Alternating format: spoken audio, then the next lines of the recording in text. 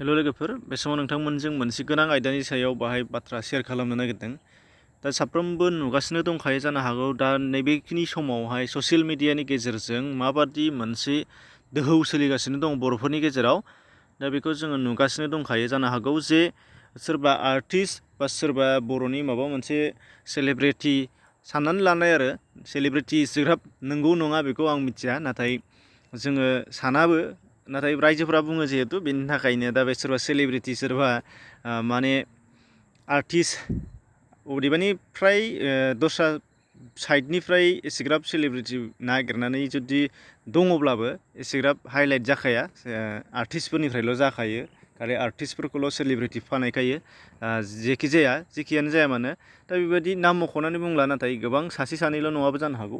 दा बेबादि बिथांमोननि माखासे पार्सनेल लाइफनि प्रब्लेम आरो पार्सनेल लाइफनि माखासे बाथ्राफोर, दा बेफोरखौ ससियेल मिडियायाव जोङो फ्राय गोबां माने ओरैबायदि स्प्रेड जेनेबा माबा मोनसे जानो थांगासिनो दङ आरोखि, बिराद गिदिर माने बुहुमावनो माबा मोनसे जानो नागिरदों। दा बेबादि मोनसे जोंना प्लेटफर्म फैगासिनो दङ।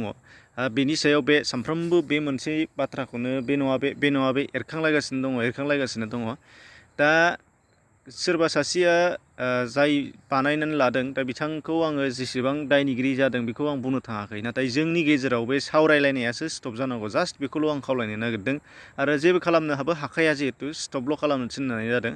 आरो मानो स्टप खालामनो थिननाय जादों बेखौ गोसोआव लानांगौआ जाहैबाय जे जोङो बै मानसिया मा बिजिरजायो मा बिजिरजाया बेखौ मालाय गावसिनि आर्टिस्ट एस'सियेसननिफ्राय नङाबा माबा मोनसे गुबुनफोरनिफ्राय गावबागाव प्लेटफर्माव गावबागाव साइड दङ। दा बेखौ जोंहा बुंनांगौ गैथ'आ, नाथाय बुंनो गोनाङा बेसो। नुनो मोननाय जादों, नोंथांमोनहाबो नायदों जानांगौ, जे सोरबा सासेया बिसोरनि सायाव माबा मोनसे पस्ट होयो आरो माखासेयानो बैसोरनि जानानै बिसोरजों पस्टआव नांलायहरो। दा ओरैबादि जाबाय, नांलायनाय माने ससियेल मिडियाखौनो खेवनानै नायनो बाबाय बेबादि मोनसे बिराद गिदिर जेंना जानानै दङ। आसलथे बे नांलायनाया माने धमकि बुलायलायनो लेंहरनाय, एकदम सिदा सिदि बेबादि जाहैबावबाय आरोखि, गावजों गावसो मोनसे आयदानि सायाव बा सोरबा सासे मानसिनि सायाव माबादि जोंनाव सोलिना दङ, जों बेखौ नायोबा बिराद मुगैथाव लाजिनांथाव जाबाय आरो। दा सिनियर सिटिजेनफोर आरो गोबां माखासे बुजिनो गोनां मानसिफोरा बेखौनो डिसकास खालामगासिनो दं, बुंगासिनो दं गावजों गाव, नाथाय बुंलायनोबो हाया। दा ससियेल मिडियायावथ' बुंजासिनखाया, बेनि थाखायनो गावजों गाव मोगथाङावसो रायलायलायसै, लाजिनाय मोनबाय माबाय, दा बेबादि आरो। बेखायनो लाजिनाय फैनांसिगौ लाइमोनफोरनि समावबो, लाइमोनफ्रा बांसिन नायो जिहेतु, दा बेफोरखौ बांसिन सरसा खालामो। दा बे आरो आसोल खोथाया बेसो, आर्टिस्टआनो जा मायानो जा, जोङो गाव गावसो बानायनानै लायो। दा बेखौ जों गावबा गावसो जोङो सोरखौबा हाइलाइट खालामनाय, सोरखौबा नेग्लेक्ट खालामनाय, बेयो गावबा गावनिसो। जों गावबा गाव नाजायोबा बेखौनो हाखायो। सोरखौबा रागा जोंनांगौ, रायनांलायगौ बे नङा। बिनि थाखायनो जों गावबा गावसो खालामनो हायो। हाइलाइटखौ सोर खालामदों?